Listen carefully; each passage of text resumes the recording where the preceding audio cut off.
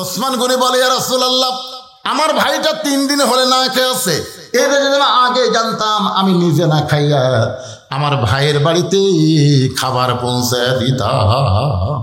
এতক্ষণ ওয়াজ শোনার পরে কি বুঝলেন? অর্থমন্ত্রীর কথার সাথে কামের মিল আছে?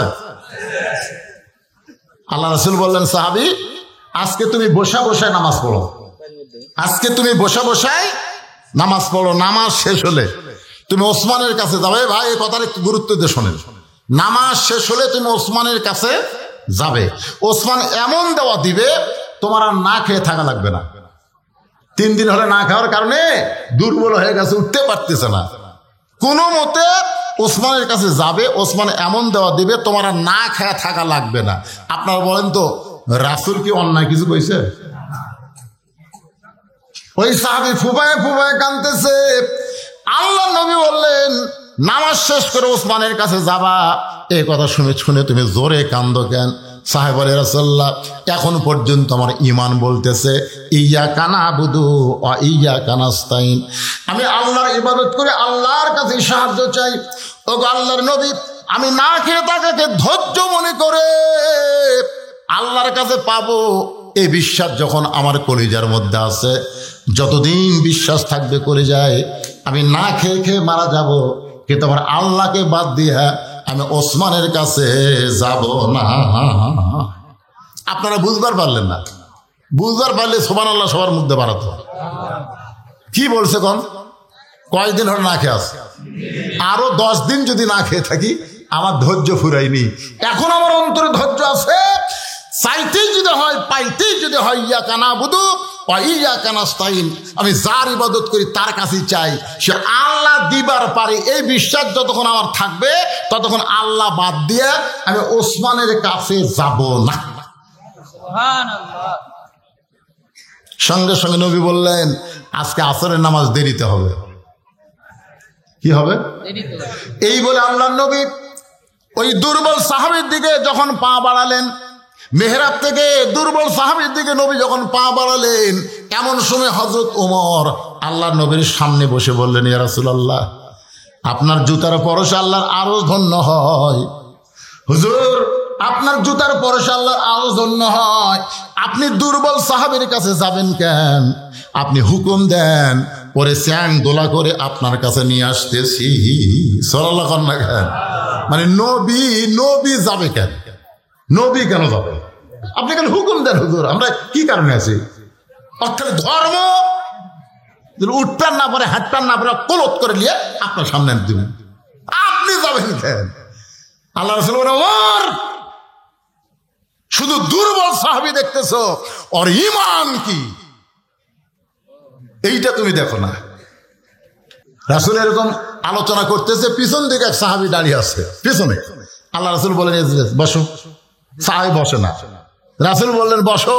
সাহাবী বলে, হুজুর, আপনি বসতে বললেও আমি বসতে পারতেছি না, কারণ আমি একজন রাখাল। যখন বেলাল আযান দেয় সব কাজ কাম বাদ দেয়, নামাজ পড়তে দৌড় দিই, আসা দেখি মসজিদ ভরে গেছে। আমি তখন বারান্দাত দাঁড়িয়ে আপনার পিছনে নামাজ পড়ি। নামাজ পড়ার পর আপনি যখন আলোচনা করেন, দূরে বসে আপনার আলোচনা শোনা যায়, কিন্তু আপনার শোনার মুখটা আমি দেখতে পাই না। এই জন্য দাঁড়িয়ে দাঁড়িয়ে আমি আপনার চেহারা দেখে শান্তি পাই। হুজুর, আমাকে বসতে বলেন না। সঙ্গে সঙ্গে আল্লাহ রাসূল বললেন, সাহাবীরা রে, তোমরা মাঝখানে রাস্তা করে দাও, মাঝখানে তোমরা রাস্তা করে দাও।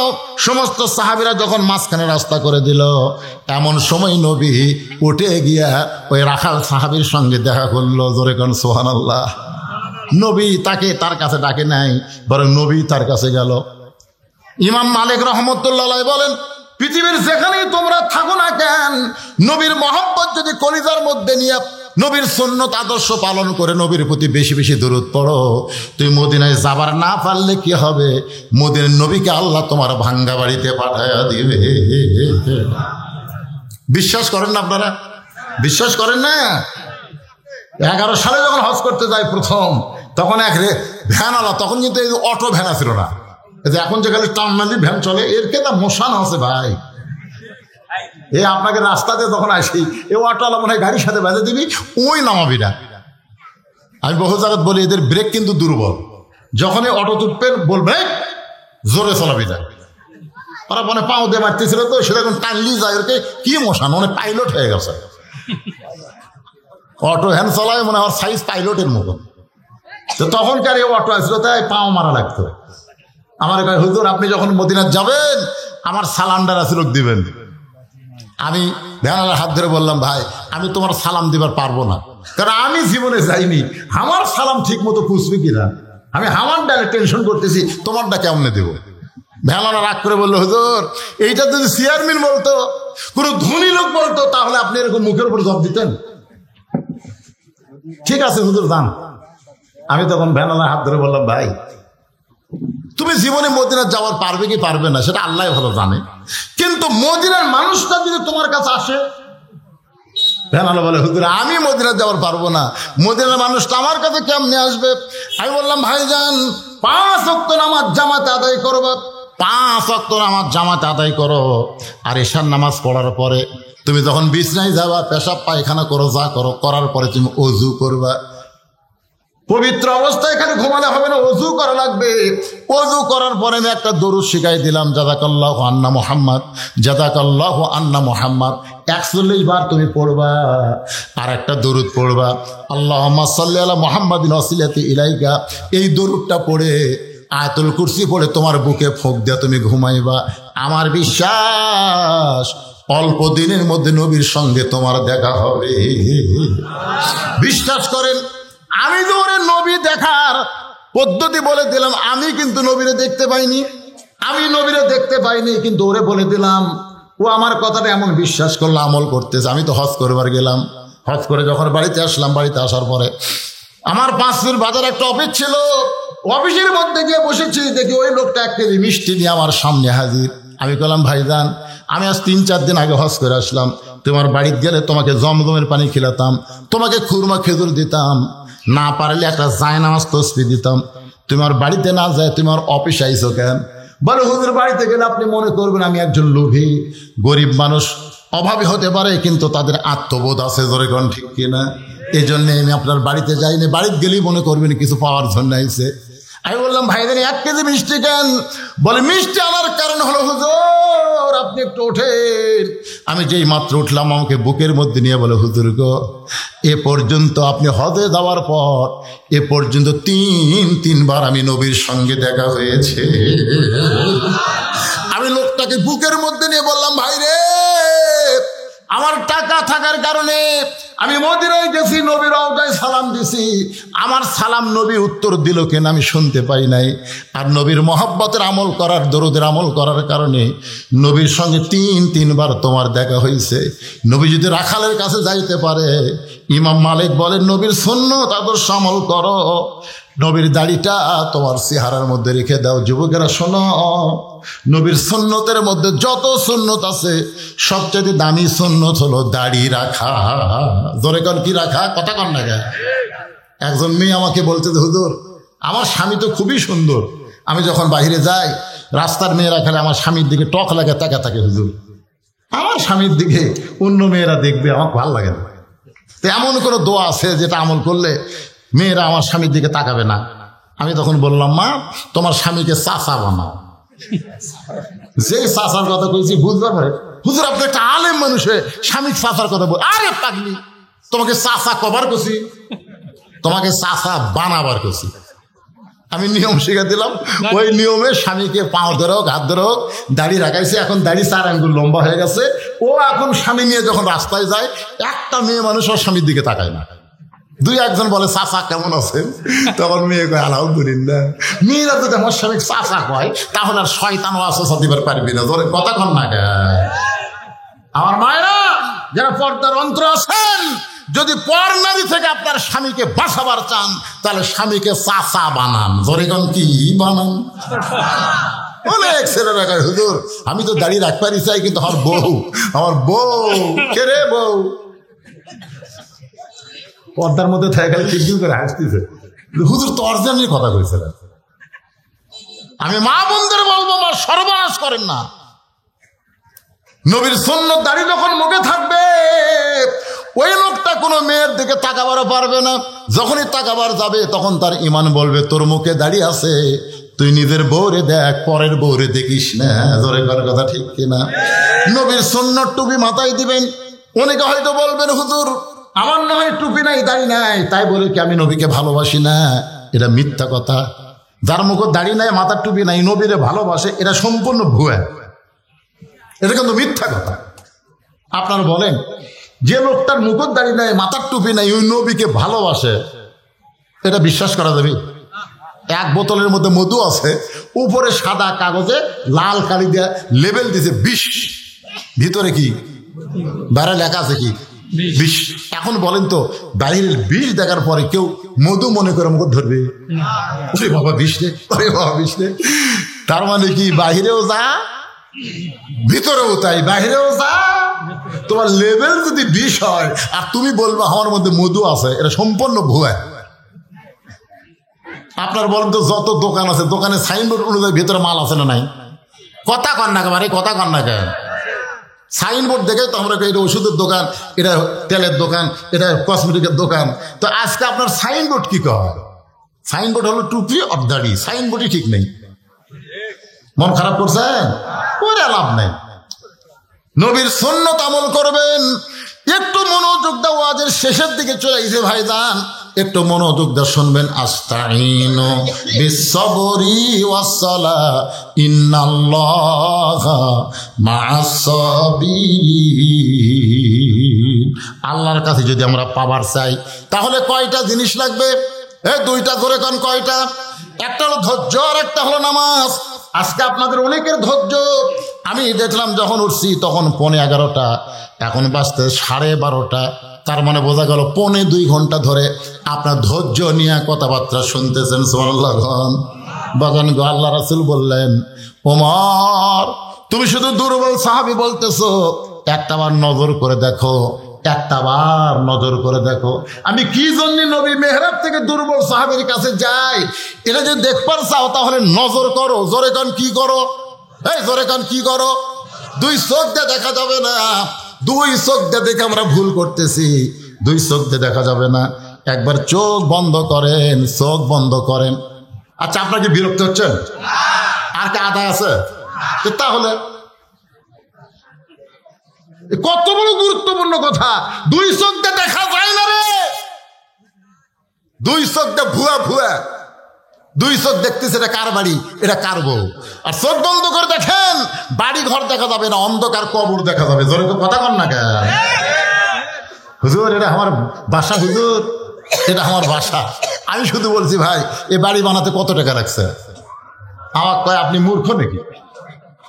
এটা বাড়ি কি বলা লাগবে? বলে এই বাসা বানাতে কত খরচ হবে, তাই কম। আপনি বাসাও বোঝেন না, বাড়িও বোঝেন না। আমি তখন তার সামনে একটা গান গাইলাম, এপারে তোর বসত বাড়ি, ওই পারে তোর বাসা। যত কোটি টাকা দেয় তুমি বাসা তৈরি করো, এটা তোমার হলো বসত বাড়ি। ধরে কোন কি বাড়ি? এপারে তোর বসত বাড়ি, ওই পারে তোর বাসা। ভব দরিয়ায় পাড়ি দিতে কেমনি করলি আশা। এপারে তোর বসত বাড়ি, ওই পারে তোর বাসা। মুসলমানের দুনিয়ার বাড়িটা হলো বসত বাড়ি, আর জান্নাত হলো তার বাসা। ধরে কণ্ঠে আপনারা বলেন তো, যে লোকটা নওগাঁ শহরে বাসা বানাতে, বোঝানোর জন্য বলতেছি, ওই লোকটার একটা বাড়ি আবার এই কি রামরাইপুর একটা বাড়ি আছে। মাঝে মধ্যে রামরাইপুর আসে, মাঝে মধ্যে আসে। তো গ্রামের লোকজন বলছে, ভাই আসছেন যখন আজকে আবার দেবো না। তখন না না ভাই রে, আমার বাসার জ্বালাই ভাই রে, বাসার জ্বালাই ভাই। আরে মিয়া তোর বসত বাড়ি নেই? এই মিয়া বাড়ির মাঝে মধ্যে আসা যায়, থাকা যায় না। থাকবার গেলে বাসার যাওয়া লাগে। ধরো কথা কন না কেন? নওগাঁ শহরে যারা বাসা বানাচ্ছে তারা এই গ্রামের বাড়িতে এসে থাকবার চায়। তা আমাদের দুনিয়ার বাড়ি হলো বসত বাড়ি রে, আর আমাদের আসল বাড়ি হলো জান্নাত। অথচ আমরা দুনিয়াতে এসে আর যাবার চাই না। মনে করতেছে আইসি আর যাবো না রে, শালা খুবই বোকা। আব্দুল আলিম যে গানটা গাইছে, গানটার অর্থ আছে না নাই? তাহলে সবাই একটু গুনগুন করা গাও বাজান। এ যুবকের, এই এখনকার তো ভাইরাল গান বাড়াছে। একটা মানুষ হইয়া তুমি কয়জনকে বিলাও মন। হেরে যুবকেরা শোনোনি? মুখে তোমার ভালোবাসা অন্তরটা কয়লার মতন, এরকম ভাইরাল গান না। এই গানটা হলো সারঞ্জিত গান, সব সময় গানটা চলবে। যদি বুঝতে পারেন তাহলে গানের সাথে সাথে আপনার চোখের মধ্যে পানি চলে আসবে। সবাই গুনগুন করে বলো, এপারে তোর বসত বাড়ি, ওই পারে তোর বাসা, ভবদরিয়ায় পাড়ি দিতে, ভবদরিয়ায় পাড়ি দিতে কেমনে করলি আশা, এপারে তোর বসত বাড়ি, ওই পারে তোর বাসা, লাভ করিতে আইসারে ভবে হইলারে বেদিশা, রতন কাঞ্চন বদল দিয়া কিলনি তামাশিসা। আল্লাহ বলেছেন, আল্লাহ রাসূল বলেছেন, আর দুনিয়াও মাযরাতুল আখিরা, দুনিয়া হচ্ছে আখিরাতের আবাদযোগ্য একটা জায়গা। আখিরাতের কোন আবাদ না করে তুমি দুনিয়ার বাড়ি ঘর নিয়ে ব্যস্ত থাকলে লাভ করিতে আইসারে ভবে হইলারে বেদিশা, রতন কাঞ্চন সোনার যৌবন বদল দিয়া, সোনার যৌবন বদল দিয়া কিল্লা তামাশিসা, মরণ কালে কানবে তুমি কিছুই যাবে না। ধরে কোন ঠিক কিনা ভাইজান? একটু মনোযোগ দেন। রাসূল বলে, ওমর দুই চোখ দিয়ে শুধু দুর্বল সাহাবী দেখতেছো, আমি নবীর যাবার চাইলে তুমি আমাকে যাইতে বাধা দাও, একবার নজর করে দেখো, নজর করে দেখো।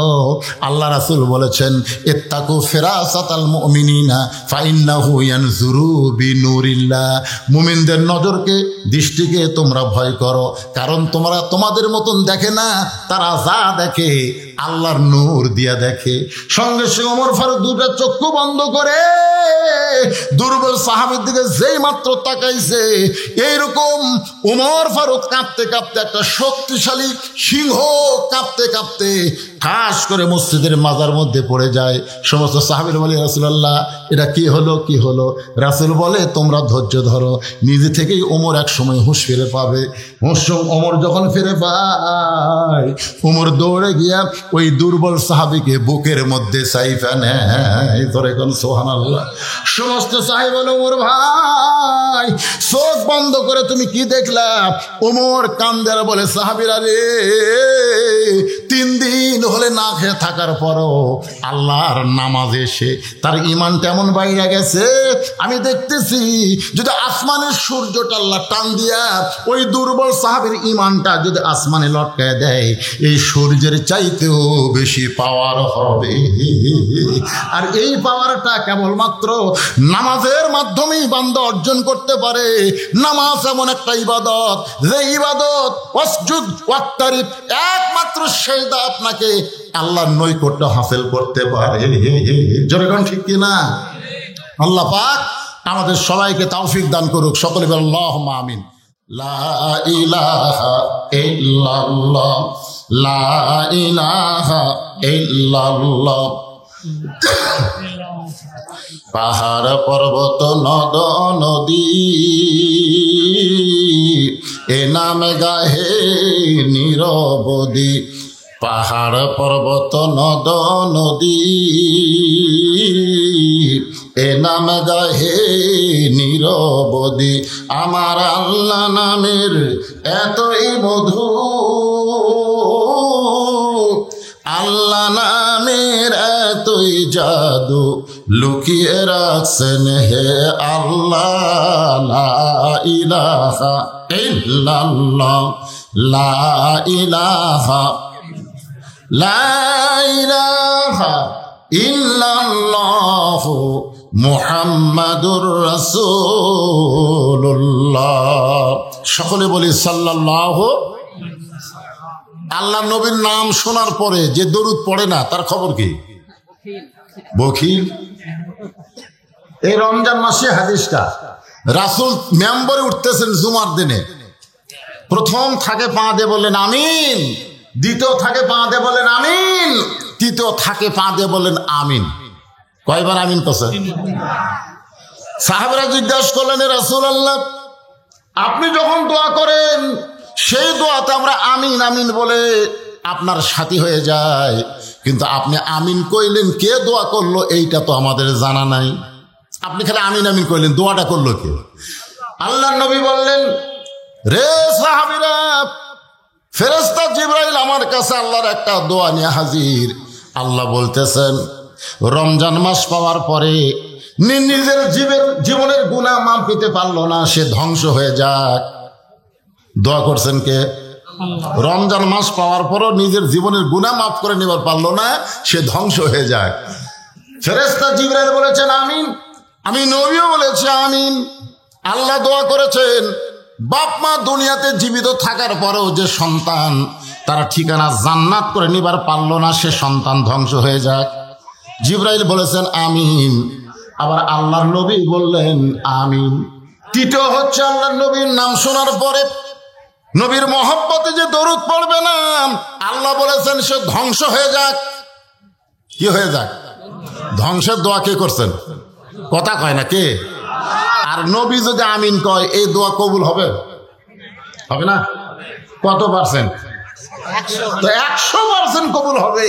নবীর নাম শোনার পরে মুখে দরুদ আসতেছে না, যখনই নবীর নাম মুহাম্মদ রাসূলুল্লাহ সঙ্গে সঙ্গে সাল্লাল্লাহু আলাইহি ওয়াসাল্লাম আদায় শেষ। এখন আলোচনা চলবে। আল্লাহ তাআলা বলতেছেন ইয়া আইয়ুহাল্লাযীনা আমানু, এইদিকে হইচই করে কেন? বাবা চুপ। হ্যাঁ, মাইকের সাউন্ডটা তুমি দেখো একরের যেন হয়। গত রাত্রেও তো এই মাইক ওয়াজ করছে নাকি? এইটাই তো একই লাগতেছে, খালি চ্যান চ্যান করে কানত বাজতেছে। কানত বাজে কেন? বক্তার কানে চ্যান চ্যানে আসলে কাম হবে? আল্লাহ বলতেছেন ইয়া আইয়ুহাল্লাযীনা আমানু, যারা আমাকে বিশ্বাস স্থাপন করেছো। এই মাহফিলে আমরা যত লোক বসে আছি আমরা বিশ্বাস করি কাকে? জোরে বলেন। আল্লাহ বলতেছেন যারা আমাকে বিশ্বাস স্থাপন করেছো, তোমরা যারা মুমিন, তোমরা যদি আমি আল্লাহর কাছে কিছু পাবার চাও, যদি আল্লাহর কাছে কিছু পাবার চাও, বর্তমানে আমরা আল্লাহর কাছে বৃষ্টি চাই। জোরে কোন কি চাই? আপনাকে রানীনগরে নামাজ হয়নি? জোরে কোন হয়নি? এই নামাজের নাম কি? সালাতুল ইস্তেখারা। এরকম করে দোয়া করা লাগে, উল্টে উল্টে এরকম করে দোয়া করি। এটাই এরকম, মানে নবী যেরকম করেছেন আমাদের সেরকম করা লাগবে। আপনারা মনে করতেছেন যে এইটা বুঝি এখনই আল্লাহ বৃষ্টি বন্ধ করছে। আরে আমাদের নবীর সময়ও লম্বা সময় বৃষ্টি হয় নাই। নবী তখন সাহাবীদের নিয়ে নামাজ পড়ে আল্লাহর কাছে বৃষ্টি চাইছে। আল্লাহ কিন্তু বৃষ্টি দিছে, দেয়নি? কিন্তু এখন গোটা বাংলাদেশে কমপক্ষে 200 জায়গায় এই নামাজ হয়েছে রোদের ভিতরে, কিন্তু বৃষ্টি হচ্ছে না। বৃষ্টি না হওয়ার পিছনে কারণ কে জানেন? আচ্ছা, গতকাল আমি মনে করেন দোয়া করলাম আল্লাহ বৃষ্টি দাও, তখন যারা আমাকে দাওয়াত দিয়েছে মাহফিলের তারা কি বলতেছে? আজকে বাদ দিয়ে দেও আল্লাহ, ঠিক না? আজকে যখন আবার রানীনগরে নামাজ হচ্ছে তখন কিন্তু আপনারাই কইছেন কিনা আজকে যদি বৃষ্টি হয় তো আমাদের ওয়াদের কি হবে? আমরা চাচ্ছি বৃষ্টি, আর যারা ধান কাটতেছে ওরা বলে আরো 15 দিন পরে হোক। জোরে কথা কন না কেন? সমস্যা তো এই জায়গায়। আল্লাহ এখন কোন দিকে যায়? আল্লাহ কোন দিকে যাবে? হ্যাঁ, বৃষ্টি কি হবে না? জোরে কেন হবে না? তবে রফিকুল আলম একটা শিল্পী আছে, উনি বলেছিলেন অনেকদিন আগে গানের মধ্যে, বৈশাখী মেঘের কাছে জলসে তুমি কাঁদবে। বৈশাখ মাসে বৃষ্টি ছাওয়া মানে ঝড় ছাওয়া। জোরে কোন কি ঝড়? বৃষ্টি খেলে ঝরঝর করে পড়ি, পড়ার আগে সাইজ করে দিয়ে যাবি। জোরে কোন কথা কন না। আমরা আল্লাহকে বলবো আল্লাহ বৃষ্টি না দাও, না দেওয়া অসুবিধা নাই, কিন্তু যে তাপ চলতেছে, যে গরম চলতেছে, গরমটা একটু কমায় দাও। জোরে কোন ঠিক কিনা? আপনারা বলেন তো আজকে কি একটু গরম কমেনি? কথা কোন কমছে কি কমে? হ্যাঁ, এখন আসেন আল্লাহর কাছে আমরা কিভাবে চাবো। আল্লাহ বলতেছেন আস্তাইনু বিসসবরি ওয়াসসালাত ইন্নাল্লাহা মা'আস-সাবিরিন।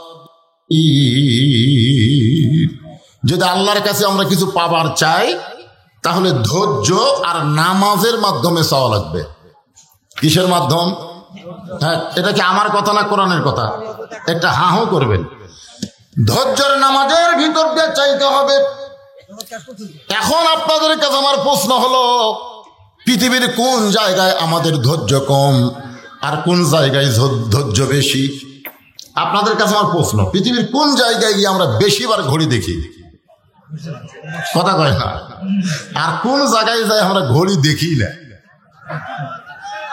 এই দেখছেন, ওই সাইড থেকে একজন চিল্লা কয়, আপনার কথা বোঝেন না, মসজিদে যান না আপনারা? যান। আপনারা বলেন তো, পৃথিবীর মধ্যে শ্রেষ্ঠ জায়গার নাম কি? আর সবচাইতে খারাপ জায়গার নাম কি? দেখছেন, সবচাইতে খারাপ জায়গায় যায় আমরা ঘন্টার পর ঘন্টা আড্ডা গুলি মারতেছি, একবারও ঘড়ি দেখি না। আর মসজিদের মধ্যে ঢুকে 5 মিনিট পরে জামাত হবি, 10 বার ঘড়ি দেখছি। জোরে কোন কথা ঠিক কিনা? তাহলে কিন্তু ভাই আর কয় মিনিট, আজ ঘড়ি লড়তেছে না ভাই, আজ ঘড়ি। আর যেই মাত্র মসজিদ থেকে বার হয়ে বাজারে গেছে, চা স্টলের মধ্যে সমানে চা খাচ্ছে না লজিম খাচ্ছে, চার মালিক ভাবতেছি বসে, তা উঠে না গেলে একবারে ঘড়ি দেখতেছে না। দুনিয়ার সবচাইতে খারাপ জায়গায় আমাদের ধৈর্য আছে, আর সবচাইতে ভালো জায়গায় আমাদের ধৈর্য কম। আল্লাহ বলেছেন, কিছু যদি পাবার চাও, খালি নামাজ দে হবে না, নামাজের সঙ্গে ধৈর্য লাগবে। ধরে কোন কি লাগবে? নামাজের সঙ্গে ধৈর্য লাগবে। আর চাইতে হবে কেবলমাত্র আল্লাহর কাছে। আল্লাহ ছাড়া অন্য কারো কাছে চাওয়া যাবে না, চাইতে হবে কেবলমাত্র কার কাছে? তাহলে আমরা সবাই বলি ইয়াকা নাবুদু, সবাই বলেন ইয়াকা নাবুদু ওয়া ইয়াকা নাস্তাঈন। গলার তাবিজ দিয়ে আমার কাছে নিয়ে বলতে দে, হুজুর ছেলেটা বিছনায় পেশাব করে, একটু দোয়া করে দেন। আমি বললাম, তাহলে গলাত কি? তাবিজ। তাবিজ কেন? তাবিজ গলাত দিলে রোগ ব্যাধি সব দূর হয়ে যায়। আমি বললাম, তাবিজ যদি গলায় থাকে, ওরে আর ঝাড়ফুঁক দিয়ে কাম হবে না।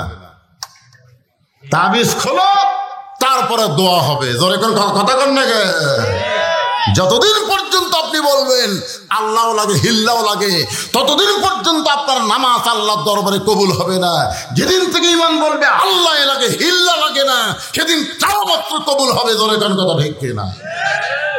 এখন আপনার বলতেছেন, হুজুর কবুল যদি হয় তাহলে কি হলো? আপনারা বলেন তো, দুনিয়া কি ক্ষণস্থায়ী, আখেরাত কি চিরস্থায়ী। এখন ক্ষণস্থায়ীতে যদি আল্লাহ কবুল না করে, যে চিরস্থায়ীতে তোমাদের কবুল হবে, তাহলে আমাদের লাভ হলো না লস হলো? যখন লাভ না লস? আমরা দুনিয়াকে প্রাধান্য দেই, দুনিয়াতে সুখ শান্তি কামনা করি, দুনিয়াতে আল্লাহ কষ্ট দেয়, তখন বলে আমার দোয়া কবুল হয়নি। আমি আপনাদের বোঝানোর জন্য বলতেছি, যে বাচ্চা কিছুই বোঝে না, সেই বাচ্চা মায়ের কাছে কাঁদতেছে। রাস্তা দিয়ে একজন আইসক্রিমওয়ালা কর না, বড় পালা কর, আইসক্রিমওয়ালা যাচ্ছে আর বলছে, আইসক্রিম, 1 টাকার দুধমালা আইসক্রিম। তখন ছোট বাচ্চা দৌড়ে গিয়ে মায়ের কাছে কাঁদতেছে, মা 1 টাকা দাও, আইসক্রিম খাবো, 1 টাকা দাও, আইসক্রিম খাবো। মা দেখতেছে এই যে গরম পড়ছে, এই গরমের মধ্যে বাচ্চা যদি আইসক্রিম খায় তাহলে সর্দি গরমি হবে। জোরে কি গরমি? কথা কর। আপনার বলেন তো, মায়ের দয়া বেশি না কম? জোরে কোন বেশি না কম? বাচ্চার কিন্তু ভবিষ্যৎ ভালো দেখে এই আইসক্রিম খাতে মজা লাগবে, 1 টাকার আইসক্রিম খাতে মজা লাগবে, কিন্তু খাওয়ার পর থেকে নাক দিয়ে পানি পড়বি, চোখ দিয়ে পানি ঝরবি, সন্তানের জ্বর আসবি।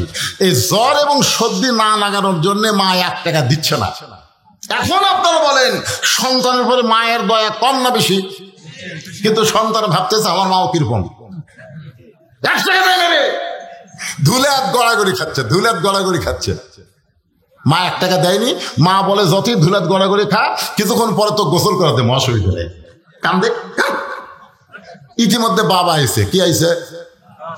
বাবা এসে বলতেছে, আমার একমাত্র সন্তান ধুলাই গড়াগড়ি দিয়ে কান্দে কেন? মা বলতেছে আইসক্রিম খাবে, 1 টাকা চাইছে, আমি দেইনি তাই কান্দতেছে। বাবা পকেট থেকে 500 টাকার নোট বার করে বলতেছে, যা বাক্স কেনা খা। তাহলে একটা না, গোটাল বাক্স কেনা খা। আপনার বলেন তো, বাবা যে 500 টাকা দিচ্ছে সন্তানকে, আর মা যে 1 টাকা দেয়নি, আপনারা বলেন তো দয়া বেশি কার? বাবা 500 টাকা দিচ্ছে, তাও দয়া নাই। কারণ সন্তানের নাক দিয়ে যখন ভেড় ভেড়ি বের হবে তখন কিন্তু বাবা খালি বলবে বাবা কিন্তু একবারও নাক মুছা দিবে না, মায়ের কাছে পাঠিয়ে দিবে। তোর এখন কথা ঠিক না? বাবা মনে করতে কান্দিস না। এই সামান্য কান্না বন্ধ করার জন্য বাবা সন্তানকে 500 টাকা দিয়ে বলতেছে বাক্স কিনা খা। বাবা আনন্দে মাতিয়া সাগরে ভাসাইয়া সেই যে চইলা যায় খবর লয় না। মাজন ধরিয়ায় উদরে কতই কষ্ট করে, 10 মাস পরে পায় প্রসবের বেদনা। এমন দরদি ভাবে কেউ হবে না আমার মা, মা গো। সন্তান 500 টাকা পায়া কান্নার ভালো মারা বেড়া দিচ্ছে, টাকা খালে হাতের মধ্যে ডলতিছে, আরো জোরে জোরে কান্দিছে। বাপ কয়কারে 500 টাকা দিলাম তাও কান্দে। মা বলতেছে 500 চেনে, ওকে 1 টাকা দাও। আর 1-এর সাথে সম্পর্ক আছে, 500-র সাথে নাই। যে 1 টাকা দিছে সন্তানে 1 টাকা নিয়ে মারছে দৌড়, 500 ফেলা দিছে। আমাদের দুনিয়ার সাথে সম্পর্ক থাকার কারণে আমরা দুনিয়ার 1 টাকা বুঝি, আখিরাতের 500 টাকা আমরা বুঝতেছি না। জনগণ কথা ঠিক কিনা? ওই সন্তানের সম্পর্ক কার সাথে? 1 টাকার সাথে। জনগণ কয় টাকার সাথে? পরে 500 দিয়ে আর কান্না থামাতে পারবেন? আল্লাহ আমাদেরকে এত ভালোবাসে, আমাদের একটা দোয়াও কিন্তু ফেরত আসতেছে না, সমস্ত দোয়াই কিন্তু আখিরাতের জন্য আল্লাহ কবুল করতেছে। জনগণ কথা ঠিক কিনা? অনেকে বলতেছে আল্লাহ দিচ্ছে না রে। আল্লাহ মায়ের চাইতে বেশি দয়া করে। যে সামান্য 2 দিনের দুনিয়া, সেই দুনিয়ার তো দিয়া লাভ কি রে? তুই দুনিয়াতে টাকা পেলে, গাড়ি পেলে, সহায় সম্পত্তি পাইলে তুই দুনিয়ার পাগল হবি, আমি আল্লাহকে ভুলে যাবি। এই জন্য তোর দোয়া দুনিয়াতে কবুল না হয়ে তোর আমি কষ্টে রাখবো, আর যত কষ্টে রাখবো তত তুই আমার কথা মনে করবি। তোর কোন কথা ঠিক না? এই জন্য আল্লাহ কোরআনে বলেন ওয়ালা নাবলু ওয়ান্নাকুম বিশাইইম মিনাল খাউফি ওয়াল জুই ওয়া নাকসিম মিনাল আমওয়ালি ওয়াল আনফুসি ওয়াস সামারাতি ওয়া বাশশিরিস সাবিরিন। এই ভাই ওদিকে চাই আছে কেরা? ওদিকে কি দেখে? আপনারা মনে করতেছেন কালো মানুষের দিকে চাই থেকে লাভ নাই?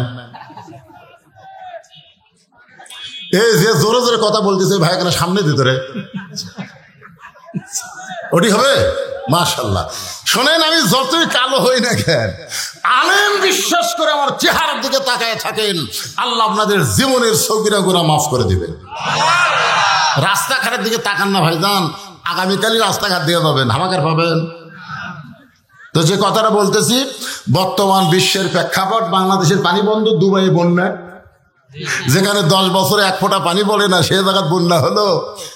আর যেখানে বৈশাখের মাস শুরু হলেই কাল বৈশাখী শুরু হয়, সেই দেশে কোনো খবরই নাই এটা কোন মাস যাচ্ছে। ঝড় নাই, ঝাপটা নাই, গাছের পাতা পর্যন্ত লুটতেছে না। তোর কোন কথা ঠিক কিনা? তো এই জন্যই তো এটাকে সামনে নিয়ে মসজিদকে উপলক্ষ করে আপনাদের সামনে আলোচনা। একটু মনোযোগ দিয়ে শুনবেন। আল্লাহ বলতেছেন আস্তাঈনু বিস-সাবরি ওয়াস-সালাহ। আমি আল্লাহর কাছে যদি কিছু পাবার চাও তাহলে 2টা মাধ্যম লাগবে, একটা হলো ধৈর্য আর একটা হলো নামাজ।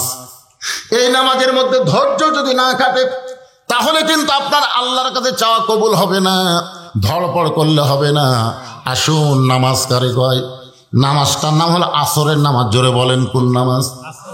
যিনি আজান দিলেন তার নাম হলো হযরত বেলাল ইবনে রেবাত। ইসলামের যিনি প্রথম মুয়াজ্জিন তার নাম হযরত বেলাল। আল্লাহ নবী বলেছেন এই লাইলাতুল মিরাজ এমন একটা জায়গায় গিয়া আমি একটু শঙ্কিত হলাম, আমি একটু ভয়ভীত হয়ে গেলাম। এই জায়গায় আমার সঙ্গে কে আছে? আমি একলা একলা সামনে চলতেছি, হঠাৎ আমি দেখতে পাই আমার সামনে দিয়া বেলাল হেঁটে যায়। নবী চমকে গেলেন। যেখানে কোনো ফেরেশতা আসার ক্ষমতা নাই সেই জায়গায় আমার বেলাল আমার সামনে দিয়ে হাঁটে। মিরাজ পাড়ি দিয়ে যখন নবী দুনিয়াতে ফিরে আসলেন, বেলালকে ডাক দিয়ে বলে, বেলাল রে, আমি তোকে আল্লাহর আসমানে দেখেছি। বেলাল কান্দের বলে, রাসূলুল্লাহ আমি আছি দুনিয়ায়, আমাকে আসমানে কেমনে দেখলেন? আল্লাহ রাসূল বলে, বেলাল রে, তুই এমন কি আমল করিস রে বাজান, যে আমল করার কারণে তুই বেলাল দুনিয়াতে থাকলেও আল্লাহ তোরে আরশের মধ্যে ঘুরাই। বেলাল কান্দের বলে, রাসূলুল্লাহ, আমি সবসময় পবিত্র হয়ে থাকতে ভালোবাসি। অজু যাওয়ার সঙ্গে সঙ্গে অজু করে নেই, আর যখনই অজু করি তখন শুকরিয়াতান 2 রাকাত নামাজ পড়ি। একদিন রাসূল বললেন, বেলাল তুই একটু আমার কাছে আইতো। বেলাল যখন নবীর কাছে গেলেন, নবী দাঁড়িয়ে গেলেন। বলে, বেলাল রে, আমরা 2 জন দাঁড়াইলে লম্বা কে বলতো দেখি। বেলাল বলে, হুজুর আপনি হলেন ইমাম আর আমি হলাম মুয়াজ্জিন, আপনি হলেন নবী আর আমি হলাম সাহাবী, আমার চাইতে তো আপনি উঁচুই হবেন, আমার চাইতে আপনি 8 হাত লম্বা আছেন।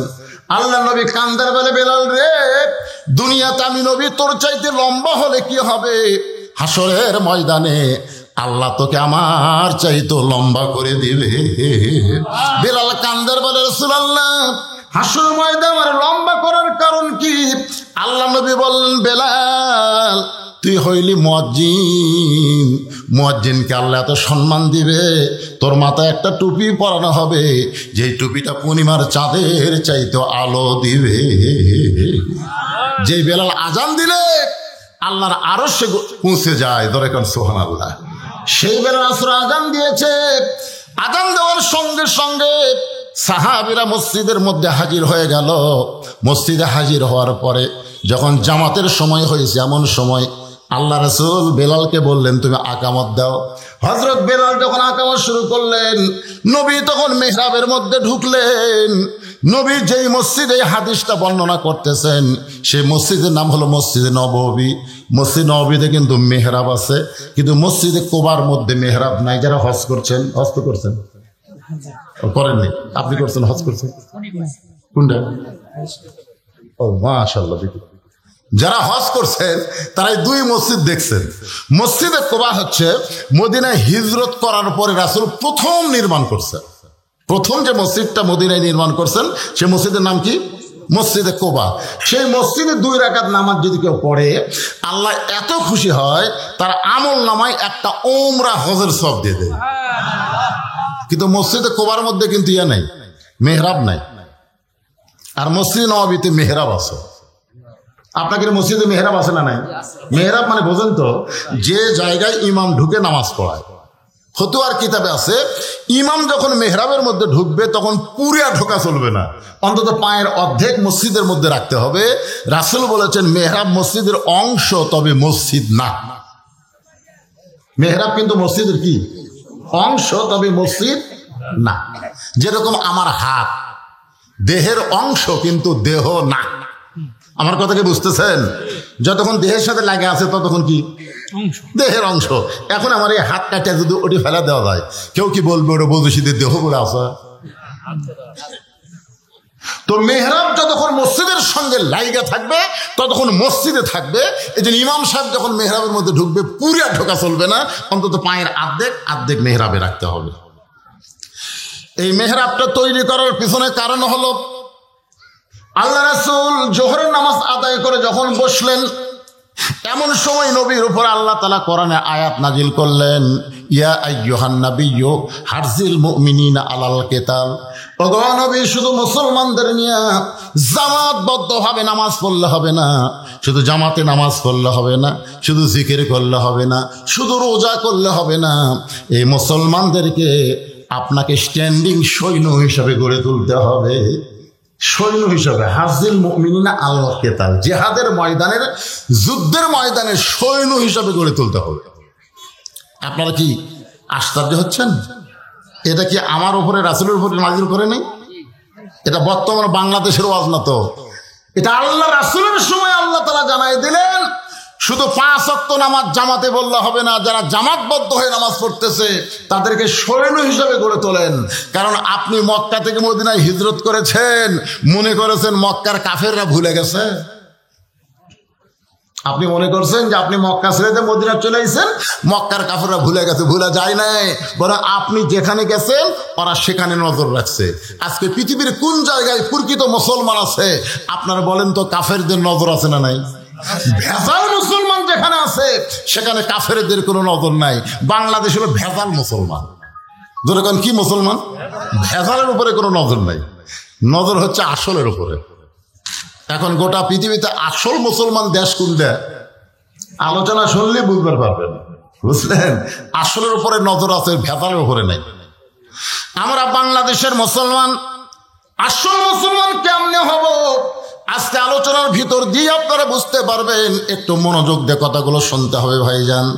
আল্লাহ রাসূল মেহরাবের মধ্যে ঢুকলেন। এই মেহরাবটা কি এটা বোঝানোর জন্য বলতেছি। আল্লাহ তাআলা আয়াত নাজিল করার পরে নবী বললেন আল্লাহ কি করব? বলে মক্কার কাফেররা যে কোনো সময় মদিনা আক্রমণ করতে পারে, আর মদিনা যখন আক্রমণ করবে তখন দোয়া দিয়া দরুদ দিয়া আপনি মদিনা রক্ষা করতে পারবেন না, কাফেরদের বিরুদ্ধে অস্ত্র ধরা লাগবে। দোয়া দিয়া দরুদ দিয়া বাংলাদেশ রক্ষা করা যাবে? কথা কর না কেন যাবে? জানলা বাংলাদেশে ভারত আগ্রাসী ভূমিকা চালাচ্ছে, যার কারণে বাংলাদেশের মেয়েরা নষ্ট হয়ে যাচ্ছে। আজকে মেয়েদের জন্য স্টার জলসা, জি বাংলা, ছেলেদের জন্য ফিল্ম সিরিয়াল, ইয়াবা, এগুলো সব আমাদের যুব শক্তি, নারী শক্তিকে নষ্ট করে দিচ্ছে। ধরে কোন কথা ঠিক কিনা? এই বলে যদি আমি দোয়া করি আর কান্দি, স্টার জলসা বন্ধ হবে? কথা কোন বন্ধ হবে? আমি যতই দোয়া করি ইয়াবা থেকে, হিরোইন থেকে, ফেন্সিল থেকে আমাদের যুব শক্তিকে বাঁচাতে পারবো না। এইগুলো খারাপি থেকে বাঁচাইতে গেলে অন্যায়ের বিরুদ্ধে প্রতিবাদ করতে হবে। জোরে গান কথা ঠিক কথা কন না গে? আজকে প্রতিবাদ করবেন? হ্যাঁ, একটু মনোযোগ দেন। সঙ্গে সঙ্গে নবী সাহাবীদেরকে সৈন্য হিসেবে করে তুললেন। আর এই সৈন্যরা যেই জায়গায় অস্ত্র রাখতেন সে জায়গার নাম হলো মেহরাব। এখন আপনার বলেন মেহরাব কি রাখার জায়গা? সবাই বলেন না কেন? আমরা রাখি বা না রাখি, মেহরাব কি রাখার জায়গা? বর্তমানে মেহরাবে কি আছে? আমাকে আপনাকে মসজিদের মেহরাবে কি আছে? কিছুই নাই। ইমাম সাহেব যুদ্ধের কথা বলবে, সুদের কথা কেবল কষে, বুঝলেন? মসজিদের কেশিয়ার আবার সুদ খায়। ইমাম কেবল সুদের বিরুদ্ধে কোরআনে আয়াত তেলাওয়াত করছে, আয়াত বুঝতে পারে। এই শালারা কিন্তু আয়াত বোঝে না। আপনি আয়াত দিয়ে যা কান কর, ওরা কিছুই বুঝবে না। কিন্তু যখনই আয়াতের বাংলা অর্থ কবার গেছে যে সুদের সবচাইতে বড় গুনাহ হচ্ছে আল্লাহর সঙ্গে যুদ্ধ করা, আর সবচাইতে নিম্ন গুনাহ হলো নিজের মায়ের সঙ্গে জিনা করা। আপনারা কিছুই মনে করলেন না। আর এই সুদের পাপের কথা বলতে গিয়ে রাসূল 3 বার মুখ ধরছেন। 3 বার এইভাবে রাসূল মুখ ধরে। সাহাবীরা বলে হুজুর মুখ ধরেন কেন? বলে এতই শরম লাগতেছে, এই পাপের কথা কেমনে বলি। মানে সুদ খায় যারা, তাদের কি পাপ এইটা বলতে নবী শরম করতেছে। তো সাহাবীরা বললেন হুজুর আপনি না বললে আমরা বুঝবো কেমনে? রাসূল বললেন সুদের সবচেয়ে নিম্ন পাপ হলো নিজের মায়ের সাথে জিনা করা। আপনারা বলেন তো বাংলাদেশে কোনো পাগল মাকে বিয়ে করবে আর সে মায়ের সঙ্গে জিনা করা?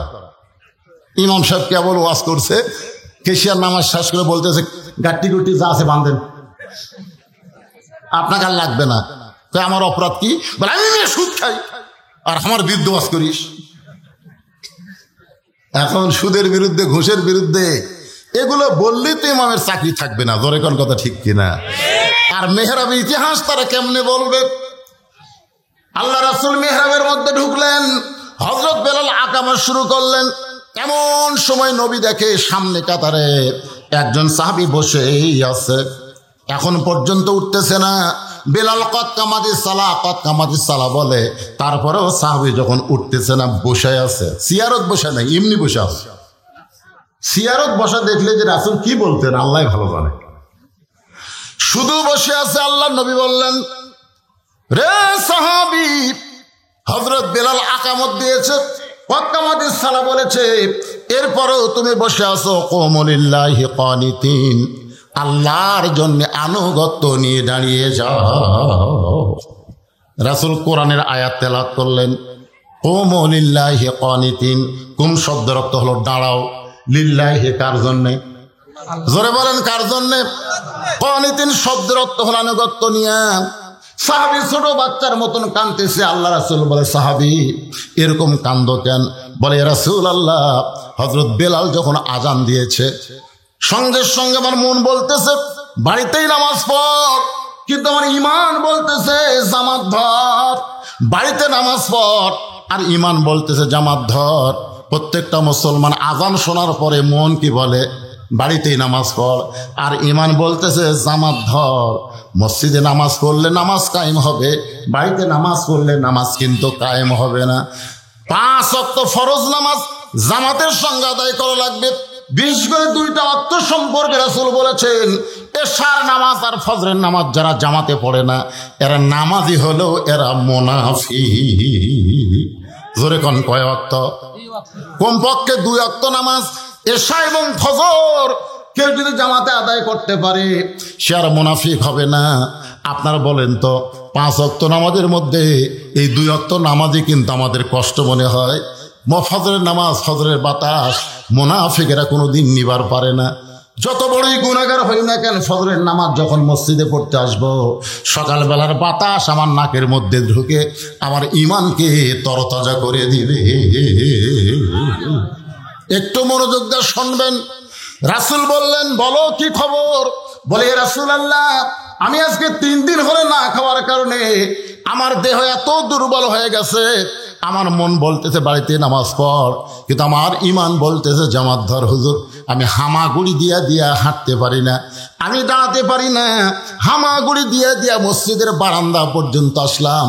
আমি যেই বারান্দায় আসলাম আমার ইমান বলতেছে সামনে কাতার ধর। কারণ মসজিদের মধ্যে যত কাতার আছে সবচেয়ে দামি কাতার হলো সামনে কাতার। রাসূল বলেন, সামনে কাতারের ফজিলত যদি আমি বয়ান করতাম তাহলে সামনে কাতারে নামাজ পড়ার জন্য ঠেলাঠেলি মারামারি হতো। এই হাদিস দ্বারা আল্লাহর নবী বুঝাইলেন, মসজিদের মধ্যে যত কাতার আছে সবচাইতে সামনে কাতারের গুরুত্ব কম না বেশি? সওয়াব কত বেশি? রাসূল বলেনি, বললে মারামারি হতো। সব ধনীগুলা, সব টাকা আলা শক্তি আলা, তুই সামনে যাবি কেন? আল্লাহ রাসূল বলেছেন, গোটা মসজিদের মুসল্লি মিলে যে সওয়াব পায়, ইমাম বরাবর পিছনে যে মুসল্লি দাঁড়াবে আল্লাহ তাকে একাই সমান সওয়াব দিয়ে দেয়। কোন জায়গা? মানে ইমাম যে জায়গায় দাঁড়ায়, ইমাম বরাবর পিছনে যিনি দাঁড়ায়, সমস্ত মুসল্লি মিলে যে সওয়াব পায় ও একাই সেই সওয়াব পায়। এখন আপনারা সে জায়গায় দাঁড়াবেন? দাঁড়াবেন না। শর্ত হলো সবাই দাঁড়াবার চাইলেও পারবা না। ইমাম যদি মাগরিবের 3 রাকাত পড়াতে 1 রাকাতই ওযু যায়, ইমামের 3 রাকাত, মাগরিবের কয় রাকাত? 3 রাকাত পড়াতে 1 রাকাতের উপর থেকে যে সেজদাত গেছে ফিস করে বাড়ি হয়ে গেছে। তখন ইমাম কি বলবে? ভাইরে আমার ওযু নাই। এ কথা ইসলামে বলা যাবে না। ওই ইমাম বরাবর পিছনে যিনি আছেন তার কাছে এভাবে নাক ধরে ইমামের জায়গায় খাড়া করে দিবেন। যেখান থেকে ইমামের ওযু গেছে সেখান থেকে তাকে নামাজ পড়ানোর যোগ্যতা থাকতে হবে। খালি সওয়াব নাই, ঠেলাও আছে। জোরে কোন ঠিক না? যদি ইমাম সাহেব হাত ধরে টানে ইমামের জায়গা দেওয়ার জন্য, আর ওই লোকটা আমার টানিস কেন বলা মাত্রই ওকে 11টা ব্যাত মারা লাগবে। কয়টা ব্যাত? কে রে, তোকে ইমাম কেন টানে তুই জানিস না? নামাজ নষ্ট করে দিলি, নামাজ নষ্ট করার অপরাধে তাকে 11টা ব্যাত মারা লাগবে। সওয়াবও আছে, ঠেলাও আছে। ধরে কেন? সওয়াবও আছে। আল্লাহ রাসূল বললেন, এরপরও বলো তোমার খবর কি? সাহাবী বলে, ইয়া রাসূলুল্লাহ, আমি সওয়াবের আশায় সামনে কাতারে বসে পড়েছি। হযরত বেলাল যখন আকামত দেওয়া শুরু করেছে আমি তখন থেকে দাঁড়ানোর জন্য প্রস্তুতি নেই। হুজুর, আমার মন দাঁড়াইলে কি হবে? আমার দেহ এত দুর্বল, আমি দাঁড়াবার পারতেছি না, আমার গোটা দেহ ঘুরমি খাই পড়ে যায়। আল্লাহ রাসূল বললেন, ওসমান, ওসমান। সঙ্গে সঙ্গে ওসমান বলে, লব্বাইকা রাসূলুল্লাহ। আপনারা বলেন তো, মসজিদ নববীতে শত শত হাজার হাজার সাহাবী, কিন্তু আল্লাহর নবী কাউকে ডাক দিলেন না। ডাক দিলেন তার নাম কি? আরো জোরে বলেন, নাম কি? ওসমানকে ডাকার কারণ হলো, নবী যখন মদিনার প্রেসিডেন্ট ছিলেন, নবী যখন মদিনার রাষ্ট্রপতি ছিলেন, ওই সময় নবীর কতগুলো মন্ত্রী ছিল। কতগুলো কি ছিল? মন্ত্রী। মন্ত্রী, ধর্মমন্ত্রী যিনি ছিলেন তার নাম হলো হযরত আবু বকর। এই মন্ত্রীগুলোর দপ্তর দেখেন। ধর্মমন্ত্রী যিনি ছিলেন তার নাম কি? আবু বকর। আইনমন্ত্রী যিনি ছিলেন, আইনমন্ত্রী, আইনমন্ত্রী বোঝেন? আমাকে বাংলাদেশ আইনমন্ত্রী আছে না নাই? সবগুলা আলেমক জেলের মধ্যে ঢুকাবি আর জালেম গুলা ছেড়ে দিবি। তোর এখন কথা ঠিক কিনা ভাই রে?